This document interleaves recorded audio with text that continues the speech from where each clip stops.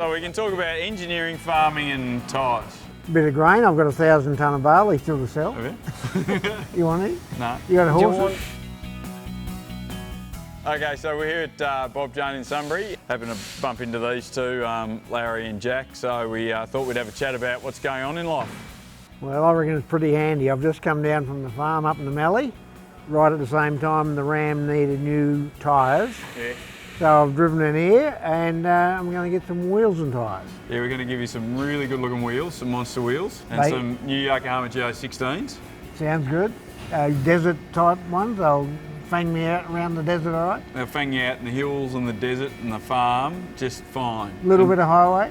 Yeah, no, they'll be good on the highway. I run them on my Land Cruiser and they work really well on the highway. All good, all good. They look the part too, to be honest. They look quite good. You won't know yourself driving up the Coolgard Highway.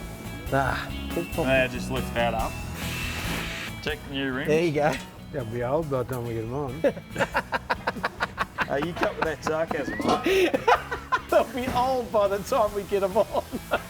Like the rest of us. So tell us what you're up to, Larry. You're doing a bit of farming. Well, once I finished my racing and all that, I went back to the farm where I grew up in the Mallee, 550 k's away, west of Oyen, and I mess around on the farm and we grow barley and wheat and all that sort of stuff. And so it's a small farm, isn't it? You just mess around on a small farm? Yeah, it's about 1,500 acres. Yeah.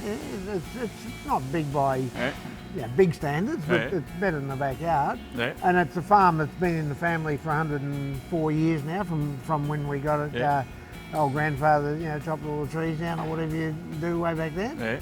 I every now and again flick the TV on to see what the young blokes doing, and but I don't follow racing as such, which was good to me over many years. But Probably follow Formula One more than supercars now.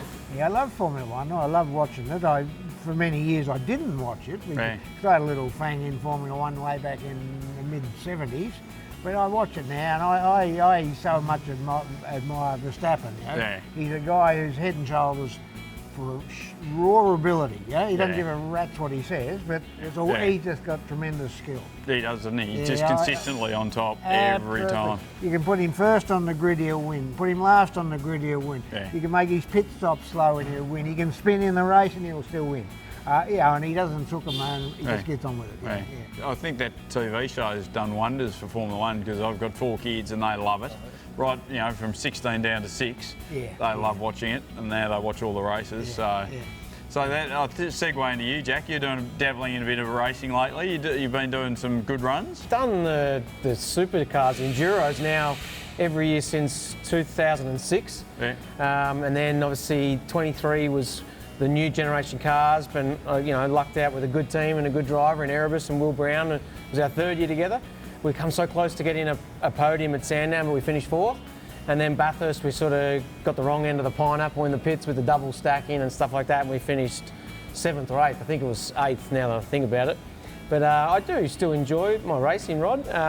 But it's not going to be there forever, and I'm sort of doing a bit more with Channel 7 and the TV side of things, and when I'm not racing at the supercars races, I do the TV with those guys, and I won't have another 20 more Bathursts in me, but while I'm still competitive and the teams keep ringing you for a gig, you sort of still answer the phone and enjoy it.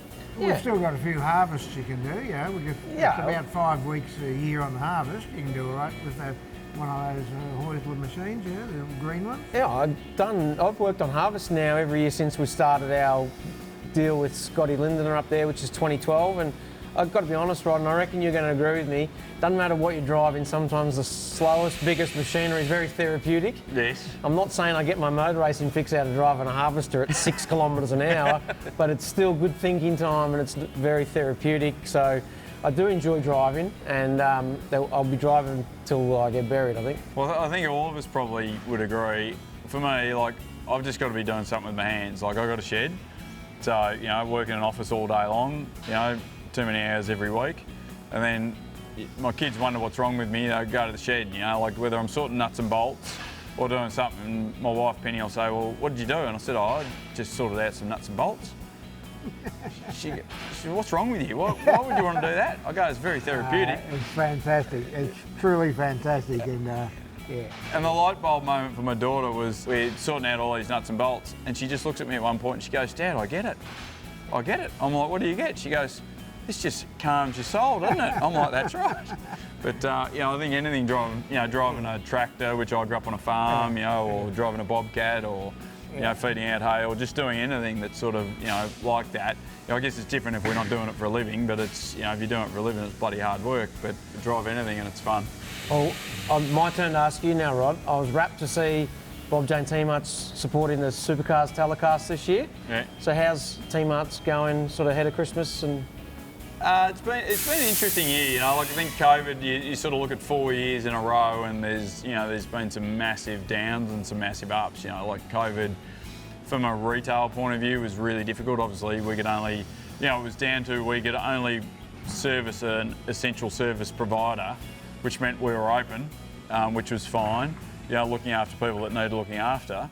But, you know, your volumes are way down, but your staffing's there and your rent's there and everything's there. So, you know, that was a tough cycle. And then you came out of COVID, the 2 years, and we had, like, you know, the world's biggest boom in domestic travel, 4x4. You know, our aim's just to keep pushing. You know, we sell, you know, the biggest range of brands, and we've got a lot of stores, and we've got some amazing people in our stores, like, you know, our franchisees and our company store managers are phenomenal. So I think with them, we'll be the best of whatever happens, we'll be the best, but it'll be tough, I think, next year. we got to meet a lot of them at the conference at the start of the year. And it's cool to see you got 20, 25, 30 year people getting celebrated as franchisee and staff as well. So you got a lot of loyalty still in the business. Yeah, you know, like, I'm lucky I'm part of a brand that, you know, my dad built, and it's, you know, we've got guys that have been with us 30, 40 years, and, you know, guys that have recently retired that have been with us longer. And, you know, we've got a lot of young people coming through, and, you know, a lot of second generation coming through. We've even got some third generation coming through, so that's pretty cool. You know, because my kids come to work some days, and then we'll be at a 4x4 show, and I'll be able to say, well, you know, you guys go off with these second generation guys over here and spend a bit of time with them. And, you know, my kids are third generation, so it's, you know, it's really cool. Real good, Rodney, and you've got a nice place here, and thank you for sorting out me Ram with my new monster wheels and tyres. I'll very much enjoy it. Pleasure.